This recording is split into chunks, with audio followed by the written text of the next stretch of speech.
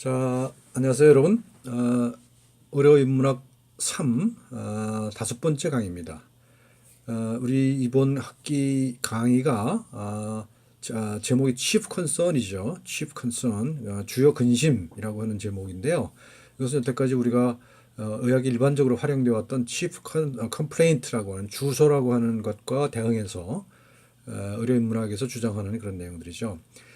그리고 주 내용은 계속적으로 반복되는 내용으로 되어 있습니다. 그래서 고대 그리스로부터 내려오는 실천적 지혜, 프로네시스라고 하는 개념과 19세기 철학자인 찰스 앤더 스포츠가 주장한 가축법, 에브덕션의 논리를 바탕으로 해서 그것들을 우리 의학에 적용할 수 있다고 하는 것이고, 그것들이 구조적으로 일치하고 있다라고 하는 얘기를 주로 합니다. 그리고는 결과적으로는 또 그 내용들이 의학에서 사용하는 논리가 문학에서 이용하는 서사의 구조와도 일치한다. 그래서 이제 결국은 철학과 문학과 의학이 그 내적 구조에 있어서 상당히 일치하는 면이 많다 하는 얘기를 하고 있습니다. 그래서 오늘은 그중에서 진단에 관련된 얘기를 할 건데요. 진단을 논리적으로 바라보는 겁니다. 진단을 논리. 우리는 진단을 한다 그러면 우선 첫째로 상당히 많은 질병에 관한 지식을 가지고 있으면 진단할 수 있겠다고 생각을 하는 경우도 있죠. 또 어떤 경우에는 충분한 경험을 가지고 그것을 직관적으로 판단하는 그런 의사들이 훌륭한 의사들하고 얘기하긴 합니다. 그렇지만 우리가 지금 얘기하는 진단의 논리 또는 가추의 논리라는 것은 그 중간을 취하는 거라고 할 수 있죠. 그래서 주로 이제 그 우리가 문학 서사와 의학을 같은 구조로 보는 것은 주로 이 현병력, History of Present Illness하고의 유사성을 주로 보고 얘기하고 있죠. 그래서 뭐 그 캐서린 몽고머리 헌터 같은 그 사람들은 우리 의사의 행동이라고 하는 것 자체가 탐정 소설과 거의 비슷하다라고 하는 주장을 하기도 합니다. 그래서 오늘도 사실 이 챕터 안에는 탐정 소설에 대한 얘기가 많이 나오는데 오늘 그 얘기는 다 못할 거고요. 이론적인 얘기만 좀 하도록 하겠습니다. 자, 진단에는 세 가지 요소가 있습니다. 어떤 질병을 잘 오진하지 않고 정확히 진단하기 위해서 세 가지가 요소가 필요한데, 첫째는 지식 기반이 있어야 되겠죠. 의학 지식이 충분치 않으면 진단을 할 수가 없습니다. 그렇죠? 그러니까 이건 이제 지식이 아주 중요하고요. 그다음 두 번째는 방법이 필요하다는 겁니다. 어떤 경우에는 진단에는 방법이 필요한 것이 아니라 직관이 필요하다. 경험이 필요하고 직관이 필요하다라고 주장을 합니다만, 그것도 경험과 직관이라고 하는 것도 사실은 일종의 방법이라고 볼 수 있는 것이죠. 우리는 여태까지 아주 명시적으로 논리적으로 드러나는 것만 방법이라고 생각을 했지만요. 주로 그 대표적인 것이 이제 기계적 환원론 같은 경우죠. 연역법적인 사유 이런 것들이 주로 방법론이라 생각을 했단 말입니다. 그래서 이제 데카르트 책이 방법 소설 아닙니까? 방법에 관한 얘기거든요. 그런데 이제 우리는 그것만이 방법이라고 생각을 했던 그런 경향이 있습니다. 그렇지만 우리가 이 책에서 주장하는 것은 뭐냐? 그런 것만의 방법이 아니다는 것이죠. 우리가 논리적으로, 명시적으로, 수학적으로, 메커니즘으로 설명할 수 없는 방법도 방법일 수 있다. 근데 그것이 여기 나오는 겁니다. 가설 형성의 방법인데 암묵적 지식이라는 것이죠. 우리는 뭐라고 말할 수는 없지만 그냥 아는 거 있잖아요. 지난 시간에 우리가 얘기했었죠. 미국의 어떤 대법관이 포르노와 일반 영화를 구별하는 방법, 내가 보면 압니다라고 했다는 거예요. 그게 이제 암묵적 지식을 가지고 있다는 것이죠. 그래서 뭐 직관적으로 오는 겁니다. 암묵적 지식이라는 것은 직관으로 오는 거죠. 그리고 의식에 떠오르기 이전의 것, 무의식이고 또 습관적으로 그렇게 형성될 수도 있는 겁니다.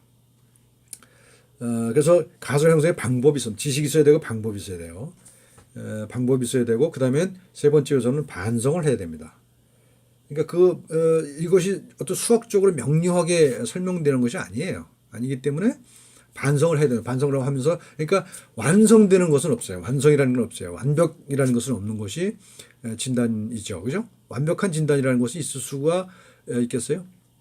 그렇게 가정하는 경우는 있습니다만, 근데 무슨 뭐 간암이다, 무슨 위암이다, 뇌출혈이다, 이런 것들은 명확하게 진단이 가능한 것일 수도 있죠. 그렇죠? 그렇지만 그건 모든 걸 다 설명을 해주지는 않죠. 그 같은 질병을 가졌다 하더라도 그 생리학적 조건이라든가 심리적, 사회적 조건은 다 다를 수밖에 없기 때문에 똑같은 경로를 간다고 보장할 수가 없습니다. 그래서 이 반성이라고 하는 것은 반드시 숙고를 해야 되고요. 그렇죠? 내가 아는 한에서 내 지식과 내 경험을 통해서 그 숙고를 해야 될 것, 딜리버레이션 해야 될 것이고, 또 한 가지는 타협이 필요합니다. 타협이라고 하는 말이 굉장히 싫어하죠, 여러분들이. 원칙을 포기하는 것 같고, 하지만 이 의료 진단에 있어서는 타협이 굉장히 중요하다 하는 얘기입니다. 그래서 의학적 지식만 갖고 그 밀어붙이기는 어렵다라고 하는 겁니다. 그 사례, 타협의 사례, 지난번에 배웠죠, 우리가. 그죠? 지난 시간에 그 사례를 준, 거기서 배웠잖아요.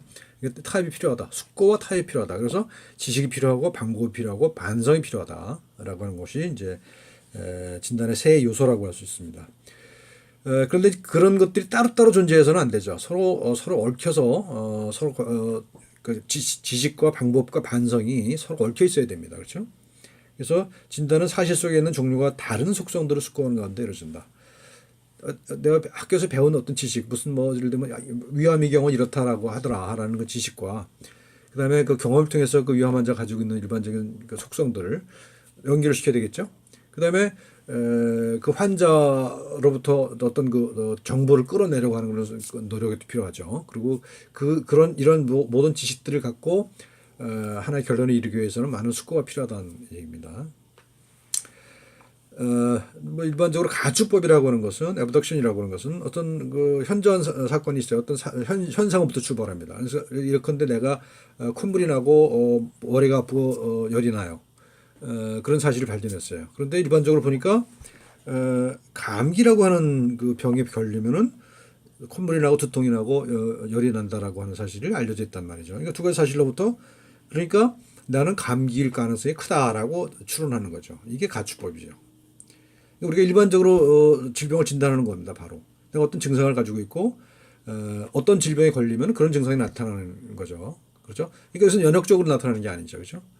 어떤 현상으로부터 일반적인 그 규칙으로 이동해서 그 추론을 해내는 거죠. 그렇지만 내가 콧물이 나고 두통이 있고 발열이 했다고 해서 100% 감기인 건 아니잖아요. 그죠? 그러니까 그런 중간중간에 좀 다른 것들이 포함될 수가 있다는 겁니다.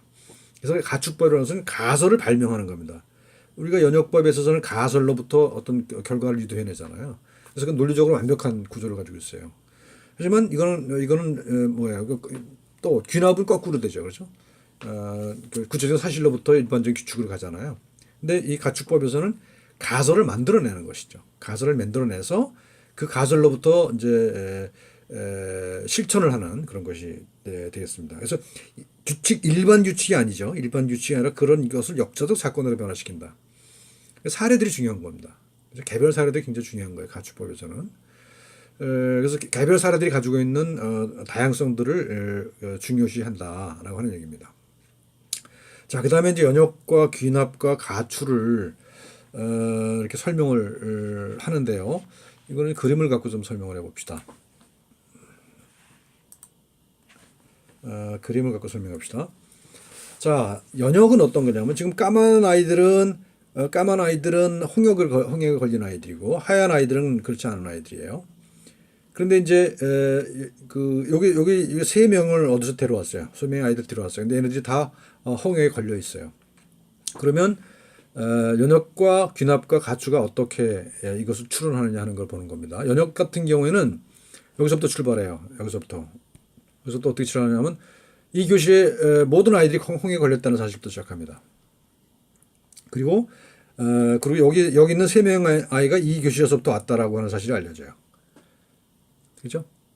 이 교실에서 왔다는 사실이 알려지니까 이 아이들은 홍역에 걸렸다라는 결론을 내리는 겁니다. 이거는 논리적으로 완벽하죠. 그렇죠? 논리적으로 완벽해요. 그렇죠? 이 교실에는 모든 아이들이 홍역에 걸렸고 이 아이들이 여기서 왔다면 그죠? 필연적으로 얘네들은 홍역에 걸린 거죠. 그래서 이것이 연역의 방법이란 말이죠. 그런데 귀납은 어떻게 하느냐? 이 연역은 여기서부터 출발했잖아요. 근데 여기서부터 출발해요. 이 아이들은 이 교실에서 왔다. 어떤 특정한 교실이죠. 근데 이 아이들이 홍역에 걸렸다. 그죠? 이 아이들이 홍역에 걸렸어. 그러니까 이 교실에 모든 아이들이 홍역에 걸렸다라고 결론을 내려요. 근데 이게 사실 논리적으로 완벽하지는 않죠. 그죠? 이 아이들이 여기서 오지 않았다 하더라도, 그렇죠? 여기서 오지 않았다 하더라도 여기서 또는 여기서 왔더라도 이거는 성립될 수가 있다는 겁니다. 그렇죠? 자, 그래서 이제 연역법은 논리적으로 완벽해요. 오류가 날 가능성이 없어요. 논리적으로 완벽하기 때문에. 하지만 균합법은 완벽하지 않아요. 오류가 있을 가능성이 크죠. 그죠? 이 그림에서 보면 금방 나타나잖아요. 가축법은 어떻게 하느냐? 결과로부터 시작해. 이 아이들이 홍해에 걸렸다는 것부터 시작합니다. 그 다음에 근데 규칙이 있잖아요. 규칙. 이 교실의 모든 아들이 홍해에 걸렸다라고 하면 그 다음에 이제 어디로 가냐면 이 아이들이 교시에서 왔다는 걸, 이 교시에서 왔다는 것을 추론해냅니다.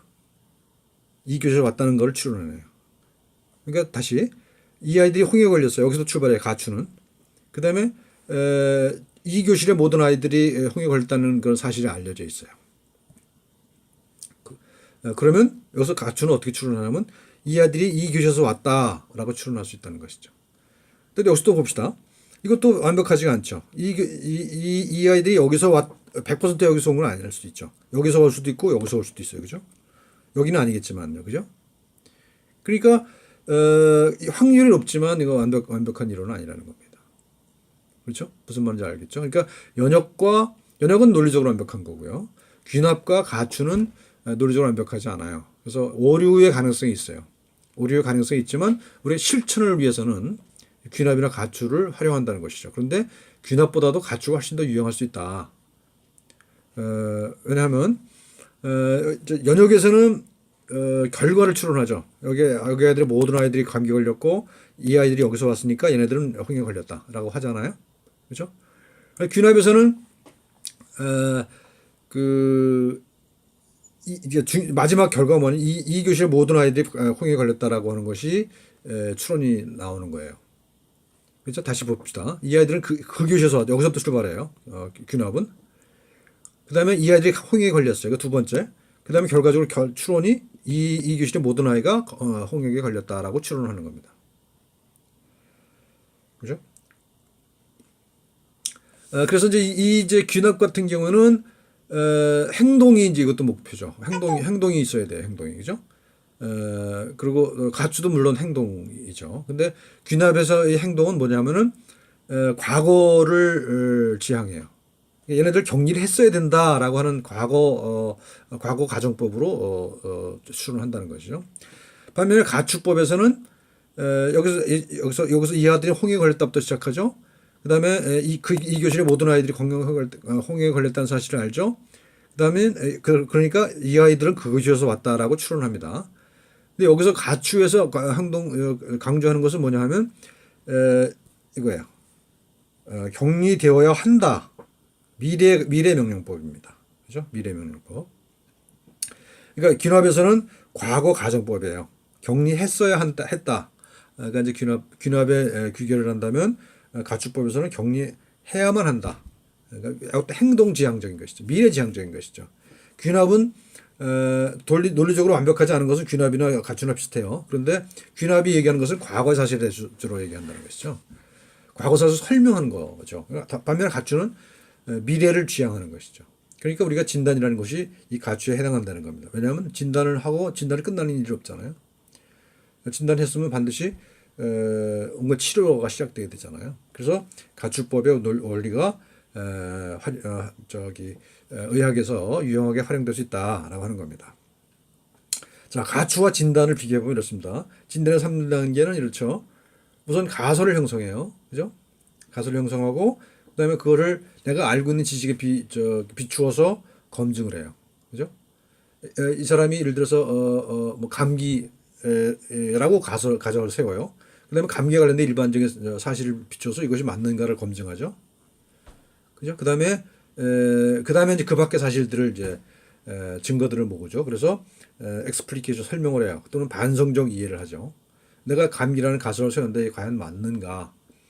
그다음에 그 감기라는 것도 여러 가지 종류가 있을 텐데 그 중에서 어디에 해당하는가 설명을 하죠. 그다음에 그 여러 가지 증상이라든가 검사 결과라든가 이런 것들을 종합해서 최종적으로 판단을 한다는 것이죠. 그래서 그 진단이라는 것이죠. 보통 일반적으로는 여러 가지 가설을 세워놓고 그걸 하나씩 하나씩 제해 나가죠. 그래서 이거를 differential diagnosis라고 하죠. 간별 진단 이렇게 얘기를 하는데 근데 이제 우리가 지난번에 얘기했었다면 한의학에서는 뭐라고 해요? 변증 논치라고 그랬잖아요. 변증 논치. 변증 논치가 상당히 이 가추와 관련된 것이라고 할 수가 있어요. 간별 진단은 어떤 클래스를 팍 정해놓고 그로부터 제외하거나 포함시키거나 둘 중에 하나 디지털 방식이잖아요. 근데 변증론법은 아날로그 방식인 것이죠. 그렇죠? 그렇습니다. 자, 그 다음에 이제 얘기할 것은 독자와 의사가 유사하다는 겁니다. 예를 들어 탐정 소설을 보자고요. 탐정 소설을 보면 이제 독자는 탐정 소설 읽으면서 듣고 읽은 것에 대해서 가설을 세우죠. 누가 범인일 거야. A라는 사람이 범인일 거야라고 가설을 세우죠. 그다음에 이제 그걸 읽어가거나 아니면 과거에 이제 어떤 복선에 깔려있었던 것들로부터 증거를 수집하죠. 증거를 수집해서 그다음에 이제 이런 내용들을 내부에서 이제 어떤 그 추론을 통해서 반성적으로 재구성을 하죠. 재구성을 해서 누가 범이다라고 하는 가설을 세우고 쭉 읽어 나가죠. 읽어 나가다가 결국은 나중에 이제 작가가 제시하는 대로 내가 내 가설에 맞았는지 틀렸는지 검증하게 되는 것이죠. 의사는 마찬가지죠. 환자로부터 듣고 환자로부터 취한 어떤 생체 정보들 그것들을 통해서 가설을 설정해요. 이 사람은 감기일 것이다, 독감일 것이다, 폐렴일 것이다, 가설을 세우죠. 그다음에 이것이 그 내가 수집한 정보와 이런 가설이 일치하는가를 알아보죠. 열이 난다, 뭐 백혈구 수치가 얼마나 올라간다, 뭐 폐에서 무슨 뭐 소리가 들린다, 뭐 이런 것들을 정보를 토대로 해서 이 가설에 맞는가를 검증하죠. 그다음에 이걸 다시 재구성해요, 그죠? 증거를 수집하고 그 증거하고 내 가설에 맞는지를 반성적으로 재구성하는 것이 진단인 것이죠. 자, 이제 결국 마지막 다시 정리하면요. 맨 앞에서 얘기한 겁니다. 우리가 프로네시스, 그다음에 앱덕션 이라고 하는 어떤 철학에서 나오는 거잖아요. 프로네시스는 고대 그리스 철학이고 앱덕션 가출하는 것은 이제 19세기에 나온 그런 논리적 구조이죠.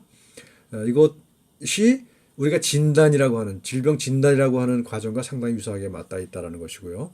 그다음에 이것은 또 한 가지로 그 서사 구조를 가진다. 진단이라고 하는 것은 상당히 서사 구조를 가진다. 실천적으로는 우리가 HPI, History Present Illness, 현 병력을 청취하면서 추론하는 과정이 상당히 그 서사의 구조와 닮아 있는 것이죠. 그래서 탐정 소설과 우리 진단하는 관계는 상당히 유사하다 하는 얘기를 하는 것이죠. 그 셜록 홈즈 작가인 아서 코난 도일이 의사 출신이라는 사실은 굉장히 자연스러워요. 왜냐하면 지금의 의사는 특히 이런 기술들 많이 상실한 경향이 있습니다만 19세기까지만 하더라도 그 의사들이 그런 추론 능력이 대단히 중요했거든요. 그래서 이제 사실 이 챕터에 탐정 소설 두 편이 나오는데 특히 언급하지는 않았습니다. 그걸 다 언급하는 시간이 너무 많이 가기 때문에. 자, 그래서 하여간 그 정도로 정리를 하겠습니다.